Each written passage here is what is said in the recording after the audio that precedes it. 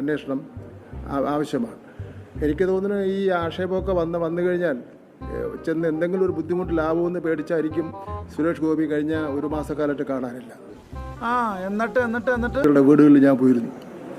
അത് മാത്രമല്ല, ഒരു കുട്ടി മരിച്ചിട്ടുണ്ടായിരുന്നല്ലോ കൊല്ലത്ത് ടെറസിന്റെ മുകളിൽ കയറി. എവിടെ കണ്ടാലും ഇന്ന് കുഞ്ഞുങ്ങളെല്ലാം കൂട്ടായി ചേർന്ന് വെള്ളത്തിൽ പോവുകയാണ്. അപകടത്തെക്കുറിച്ച് പ്രസംഗവും നടത്തിയതിനു ശേഷമാണ് എറണാകുളത്ത് പാർട്ടിയുടെ വനിതാ സംഗമ വേദിയിൽ വക്കായ്ക്ക് ചുവട് വെക്കുന്നത്. ഇത് ചോദിക്കാൻ എവിടെ പോയി ന്യായം പറയുന്ന ഈ നാവ്?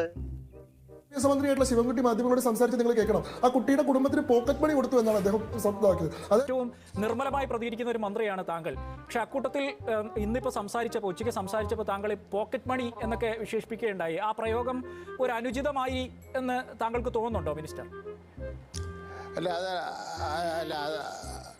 അതൊക്കെ നമ്മള് പിന്നെ ആദ്യം നീ നന്നാകാൻ നോക്ക് കേട്ടാ. ഒരു കേന്ദ്ര മന്ത്രിയെ കാണാനില്ല എന്ന് പറഞ്ഞാൽ വളരെ ഗൗരവമുള്ള വിഷയമല്ലേ? നീ വലിയ ഡീസന്റ്, ബാക്കി എല്ലാവരും മോശക്കാരും. വെറുതെ കാര്യം അറിയാതെ ഒരാളെ കുറ്റം പറയരുത് കേട്ടോ. ഔദ്യോഗിക പരിപാടി അങ്ങ് മണിപ്പൂരിലായിരുന്നു.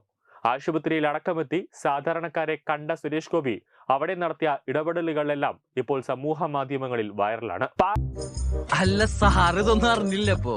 തിരിയാത്ത പേരടിക്ക് നോക്കി ഒരു ഒറ്റ അടി അടിക്കോയാൽ ചെന്ന് എന്തെങ്കിലും ഒരു ബുദ്ധിമുട്ടിലാവുമെന്ന് പേടിച്ചായിരിക്കും സുരേഷ് ഗോപി കഴിഞ്ഞ ഒരു മാസക്കാലത്ത് കാണാനില്ല. എന്ത് തങ്കപ്പെട്ട മനുഷ്യനാടാ ഇവനെ പറ്റി നീ തോന്നിയ ദിവസം പറഞ്ഞത്. കേരളത്തിനെ സംബന്ധിച്ചിടത്തോളം തൃശ്ശൂരിലാണ് ഏറ്റവും വലുത്. അതെന്തുകൊണ്ടാണെന്നറിയാമോ? തൃശ്ശൂർ എന്ന് പറയുന്നത് ഒരു കോൺഗ്രസിന്റെ ഒരു കൊട്ടപ്പത്തുള്ളതാണ്.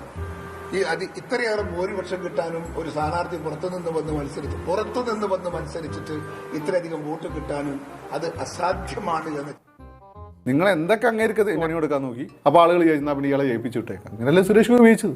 50,000 വോട്ട് മൊത്തം ഈ സാധനം ഉണ്ടാക്കിയതാ. എല്ലാ മണ്ഡലത്തിൽ എടുത്ത് നോക്കട്ടെ. അതാണ് ഒരു വീട്ടിൽ എത്ര വോട്ടുണ്ട്, എത്ര വോട്ട് പുതിയ ചേർത്തപ്പെട്ടു, അതിൽ എത്ര ശരിക്കുള്ള വോട്ടുണ്ട്.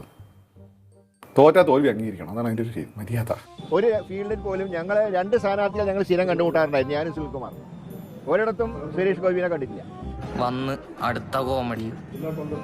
ഇലക്ഷൻ റിസൾട്ട് വരുന്നതിന്റെ തലേ ദിവസം ഒരു ഫിലിം പ്രൊഡ്യൂസർ എന്നെ കണ്ടിരുന്നു. എന്നെ സുരേഷ് ഗോപി ജയിക്കുന്ന അദ്ദേഹത്തിന്റെ ഓഫീസ് ഉറപ്പിച്ചു പറയുന്നു. ഭയങ്കരം തന്നെ.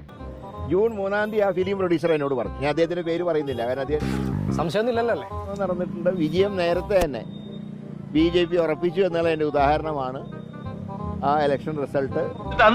പറഞ്ഞില്ലല്ലോ. തൃശ്ശൂരിനെ സംബന്ധിച്ച് പറയുമ്പോൾ ഈ അപ്രതീക്ഷിതമായ പരാജയത്തിൻ്റെ ഒരു കാരണം ഞങ്ങൾ ഉറപ്പായി കിട്ടുമെന്ന് വിശ്വസിച്ചിരുന്ന ന്യൂനപക്ഷ വോട്ടുകളുണ്ടായ വിള്ളൽ.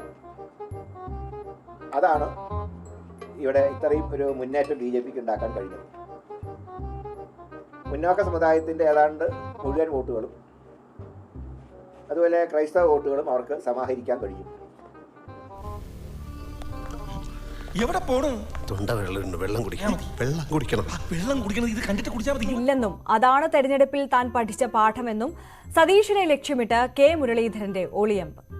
അതില് തെറ്റുകാരൻ ഞാൻ തന്നെയാണ്. പോണ്ട കാര്യം ഉണ്ടായിരുന്നു. അതാണ് ഇലക്ഷനിൽ പഠിച്ചൊരു പാഠം. ഇനിയൊക്കെ ആലോചിച്ചിട്ടേ ചെയ്യാൻ പാടുള്ളൂ. അത് അന്നത്തെ ചോരത്തിളപ്പിന്. ഇപ്പൊ എന്ത് ചോര തണുത്തു പോയാ? തണുത്ത് മരവിച്ചു എന്ന് പറയുന്നതാവും ശരി. അതിന്റെ റിസൾട്ടാണ് അവസാനം കിട്ടിയത്. നടന്നിരിക്കുന്നു. ഇത്ര വോട്ടിന്റെ എണ്ണം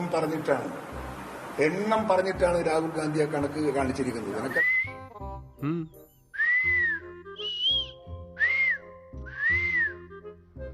നിലപാട് തള്ളുകയാണ് കർണാടകയിലെ ഒരു മന്ത്രി. പട്ടിക തയ്യാറാക്കിയത് കോൺഗ്രസിന്റെ കാലത്തെന്ന് മന്ത്രി KN രാജണ്ണ പറയുന്നു. ഇന്നലെ അനുയായി കൂടിയായിട്ടുള്ള KN രാജണ്ണയുടെ ഒരു പ്രതികരണം വരുന്നത്, അതായത് ഈ വോട്ടർ പട്ടിക തയ്യാറാക്കിയത് സിദ്ധരാമയ്യ സർക്കാർ അധികാരത്തിലുള്ള സമയത്താണ്.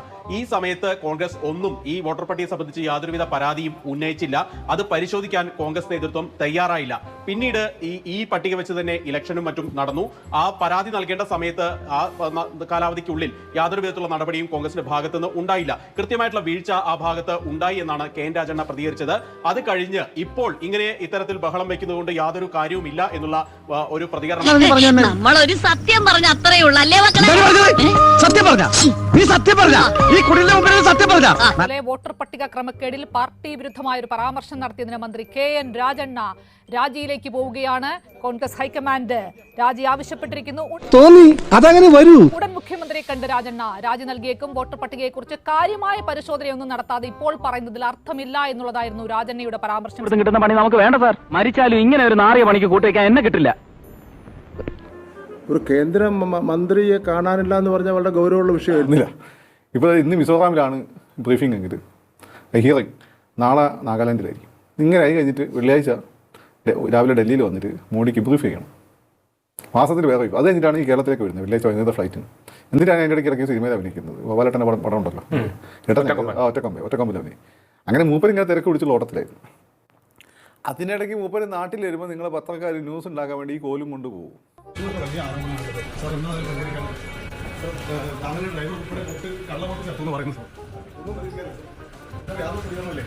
ജനാധിപത്യത്തിൽ ഏറ്റവും വലിയ ഒരു വിഷയത്തിലാണ് സാർ ഒന്നും പറയാനില്ലേ?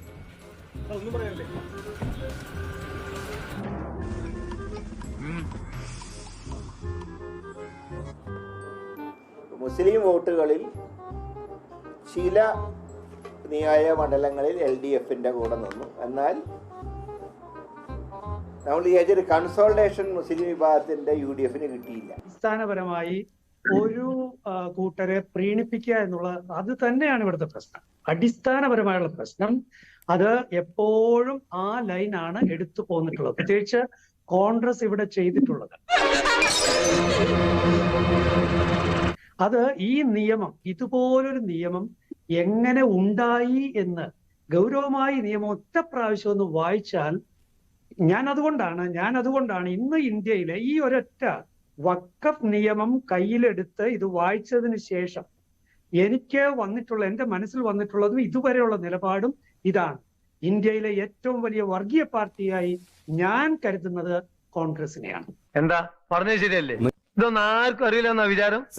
അത് കോൺഗ്രസിന്റെ ഉള്ളിലുള്ള പ്രശ്നമല്ല, മറിച്ച് കോൺഗ്രസ് പൂർണ്ണമായും ഒരു വിഭാഗത്തിന് തങ്ങളെ തന്നെ, തങ്ങളുടെ ആശയങ്ങളെയും തങ്ങളുടെ ധാരണകളെയും ഒക്കെ പൂർണ്ണമായിട്ടും വിട്ടുകൊടുത്ത് വളരെ നാശകരമായ ഒരു അവസ്ഥയിലേക്ക് ഭാരതത്തെ കൊണ്ടെത്തിച്ചു എന്നതാണ്. ഈ കാര്യം എനിക്ക് അതിൽ നിന്ന് കൃത്യമായി വായിച്ചെടുക്കാൻ കഴിയും.